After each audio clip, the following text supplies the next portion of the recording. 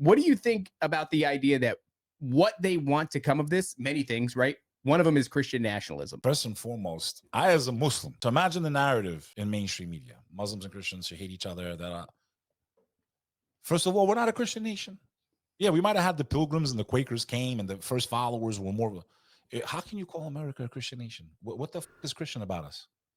You have the separation of church and state. To be a Christian nation means a church, a denomination must run the government. It says it right on your dollar bill. Novo ordo seclorum. New secular. Secular means without faith. It's on your money. It doesn't say novo Jesus order. It says secular order, new secular order, meaning without faith. When you take faith out of the state, what does that mean? You're removing God. Yes, the founders were Christian. They were spiritual people, the Quakers, the first Pilgrims and all that stuff. They were Christians, yes, and they were probably way more religious than we are today. But to sit here and say we're a Christian nation, are we a Christian nation? What is so Christian about America? Our women are being whored out, sold on the internet, naked. Family unit is completely decimated. We have a 65% divorce rate. You know, most children are born out of wedlock, completely against Christianity. Everyone's committing adultery. I, as a Muslim, say I would love the law of the land to be the Bible because it's still more spiritual than what we have. But they'll tell the Christian the other side. They'll say, no, they hate. No, I wish, as someone that believes in God, that we were adhering to Christian values. We're not. We're the Christian value. Leave the Muslims out of it. Even if every Muslim left America right now, what's Christian about it? You tell me what's Christian about it. They make what's Christian about it is it's just a word. They make a mockery of Jesus Christ. Every film, every movie, cartoon, South Park, making a mockery of your faith. I get offended by it. You got Nicolas Cage coming out with a movie right now where Jesus Christ is an evil villain in a horror movie. I mean, you can't make. Yeah, you see the one where they had the chick, the bald chick. She's playing Jesus on stage or something like that. Well, I agree with what you're saying, Beck. Well, I think what they're going to do, though, is they're going to have people galvanized to the idea of Christianity, but it's a bullshit idea of Christianity, and they're going to do horrible things in the name of Jesus, but a fake Jesus. That's what's leading this entire charge. It's not a Christian nation, but you have to be told it is, and you have to be like, it's like, well, there's a church on every corner, but it's a diluted Christianity. So people don't know exactly what it is. I think Islam knows what. There is a revival going on, and I mean, imagine this now. I'm being attacked by a lot of these people, and I'm happy that there's a revival of people wanting to go to church and read the Bible. But of what though? Like, why am I happy? Because if they understand their faith, you have to believe in the prophet Moses, and Moses brought 10 commandments. And one of those commandments is thou shalt not. You only have a right to defend yourself. You don't have the right to take innocent life.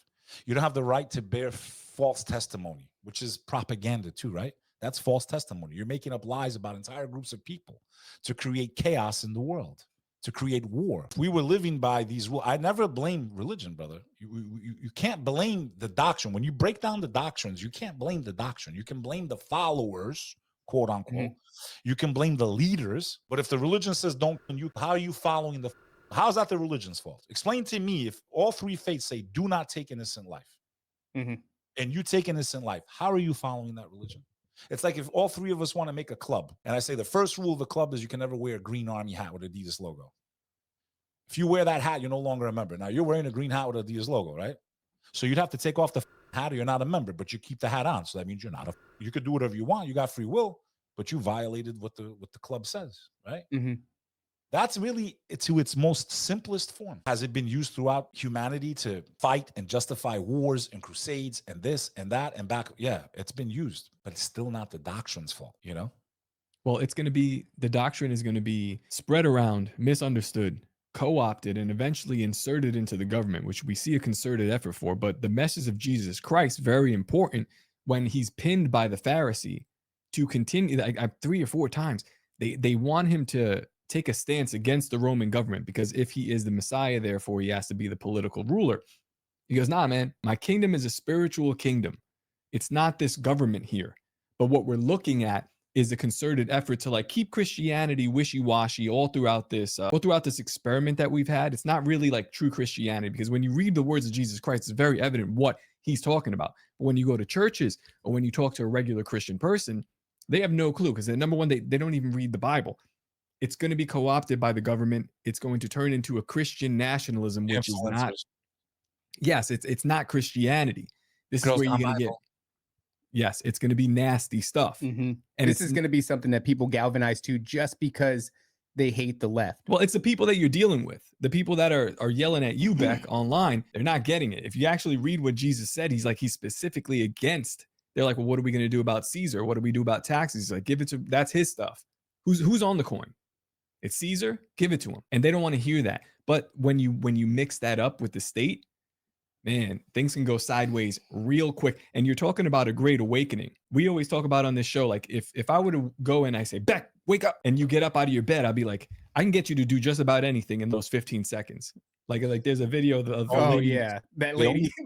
The only proof to verify what you're saying, brother, is the amount of mass compliance you had during 2019 and 2020. Yeah. If you complied there, first of all, I feel sorry for you for what you put into you.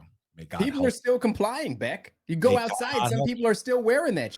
Yeah, no, I went to Walgreens today and I saw the lady saying, have you taken your, oh my God, come on. But I can tell you, I lost family in the first 2 weeks of 2019 when they shut it down. Okay, no one knew what the was going on. I took it as a full threat. It was a massive psyop, yes. But when you got kids, I wasn't in the supermarket like these idiots fighting over toilet paper. I was already ready, brother. I was prepped. While they're fighting for toilet paper, I was in a huge Sprinter van shooting 3 hours away from New York City, taking my flock with me, built my ark like Noah, peace be upon him. So to see how fast civilization could have broke down just right there, bro. And I'll never forget that night, man. That first night of lockdown, and I could hear crickets. And I said, my God, I cannot believe this is happening. There was nothing normal about it. Not the timing of it, none of it. None of it was normal.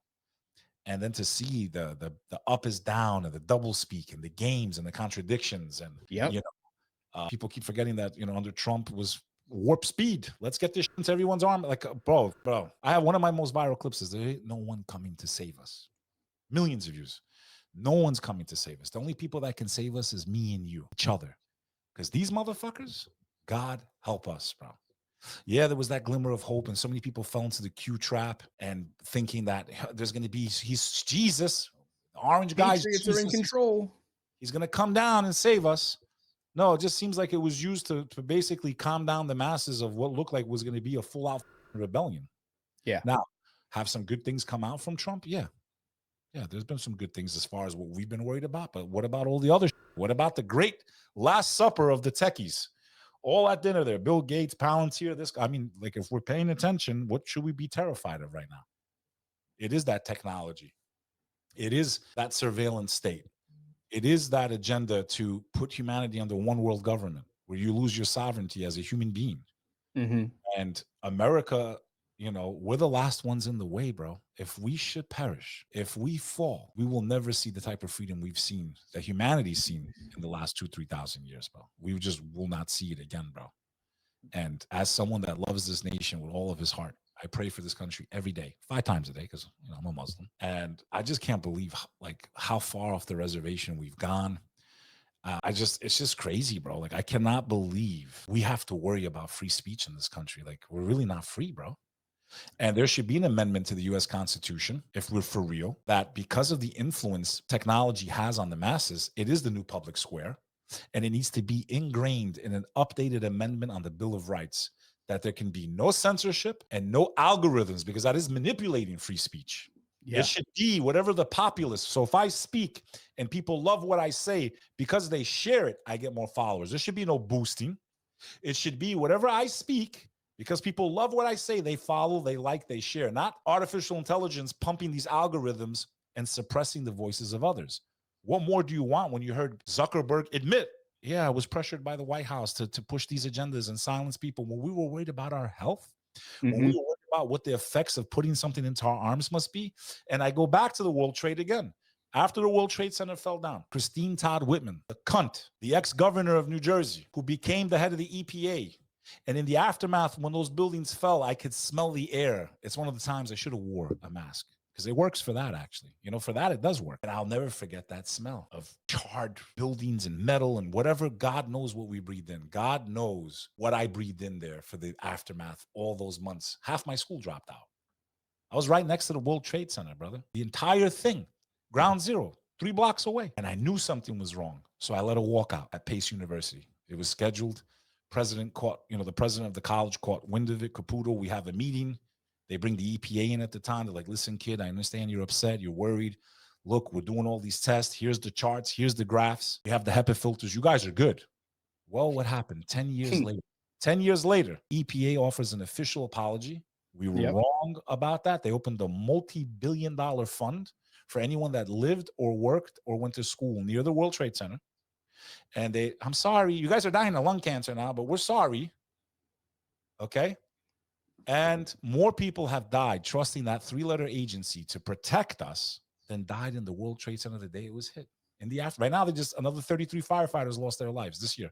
33 or 34 firefighters right now were added to the list of heroes that lost their lives because of 9/11, just this year alone. So imagine now how many people lost their lives, got cancer, lung infection, all that stuff, because we trusted the government to protect us when something bad happened. Like I was going to trust them again.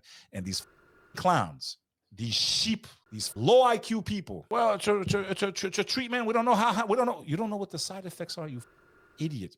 When I was a kid, they prescribed me Accutane. It made me almost suicidal, bro. I was getting in deep depression to clear up my zits. I'd rather have the zits. I'm taking this medicine. My skin came out beautiful, by the way. I'm not going to lie. They had a multi-billion-dollar lawsuit. Okay? But at the time, I'm like, why am I feeling like so? I'm crying all the time. So what the is wrong with me? And sure enough, that's what it was. It was altering like everything inside of us. So the fact that people were so quick to put something in their arm, not knowing what the side effects are, to their children. I have friends, I swear to God, I'm not lying to you. If I'm lying, may I die. Told me themselves the minute they put that thing in them. Okay, I grew up with this one girl. She can't even move her arm right now, bro. Her brother had a stroke immediately. Yeah. I thought you were crazy. I should have listened to you. I said, what was the rush? I caught the virus twice. At that point, what's the zero-sum game for me? Why would I put it in me? And they still got it. And you had Rachel Maddow should be tried with crimes against humanity. Once you get it, it stops it. You can't pass it. You cunt. You piece of shit. How many people got injured because of that? Listening to you. Insane. All these sudden deaths, people dropping death left and right, bro. They're dropping, even right now, they're still dropping left and right. But no, you guys are smart. You guys are smart. It's the same thing I tell people, like, why are you against the left, bro? What do you care if they want to chop their, I don't want them pushing any ideology on children. That's my only issue. You want to chop your cock off? Go ahead. Me as a straight man, you know how I would look at it? Beautiful. They can't reproduce. Chopped his cock off, less competition, more women for me. New York City is a great place to be single because even the men, half of them ain't men. You're a straight man. You're about 50% of anywhere else in the country in New York City. What do you want to be gay? Can't reproduce? What do you care what the they do? But don't push the shit on our children. Well, Christianity is a way of life. Islam is a way of life. Buddhism is a lifestyle choice. This is a problem that you're running into though, Beck, when you're in New York City. Your lifestyle doesn't, supersede mine. So you have rights now, federally equal rights. You can get married. Cool. I don't got a problem. Do what you want to do. I don't agree with it spiritually. Go do whatever you want. Nobody's stopping you. Some of my best friends, like I've had great friends that are alternate lifestyles.